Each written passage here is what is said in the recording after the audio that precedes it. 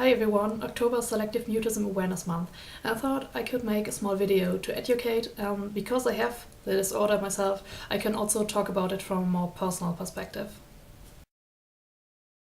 Simply put, it is an anxiety disorder where a person doesn't speak in certain situations and does speak in others. For example, a child that does not speak at school at all, but does talk around friends and family.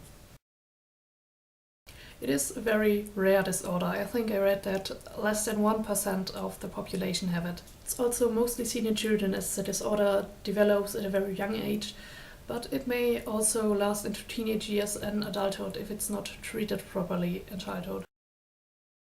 Well, some of us are just very shy by nature to begin with, and maybe we have inherited anxiety issues from our parents.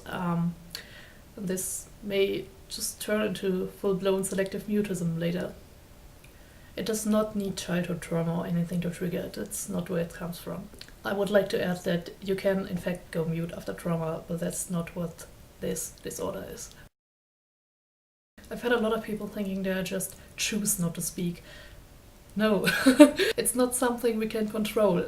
It's not a conscious decision not to speak. For me, personally, it's like I'm physically not able to open my mouth when I go mute. So, no, it's not a choice.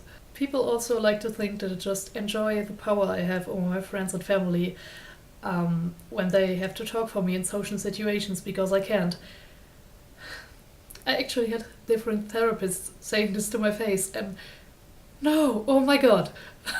For me, it's certainly not the case. You can imagine how much I would like to talk for myself and how guilty and how bad I feel when I have others talking for me. So, no, it's not about having power, it's not about being in control. Well, people have tried to help me in the past by offering alternatives to speaking. Sometimes writing works for me, most of the time it doesn't. Some use sign language, which is not an option for me at all. Everyone is different when it comes to that. Some of us even freeze completely when we go mute, so alternatives are not even an option in that situation. Something else that seems like a popular method to help is to just leave me no other choice and just force me to talk in a social situation.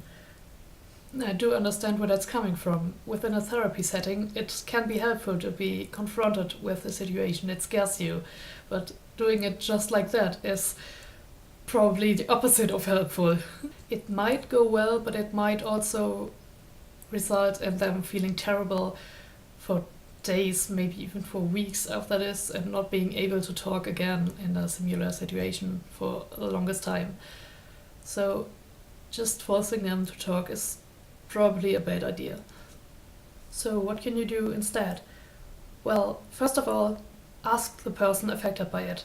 Like I said, we're all different, and what doesn't help me might be just the right thing for them. So yeah, ask them, because they probably already know what helps them and what doesn't help. Well, other than that, generally keep informing yourself, educating yourself on the disorder. Also listen to people's personal experiences, as you're doing now, so you can just understand it better, you can respect it. Basically, respect that it's a real disorder that your child or your friend can't help. It's not just them being a brat. Just try not to make them feel guilty for having selective mutism. Well, thanks for listening, and I will try to find some links I can put in the description box if you want to read more about selective mutism. And if you have any other questions you'd like to ask me, feel free to drop them in the comments, and I'll be happy to answer as much as I can. So, goodbye.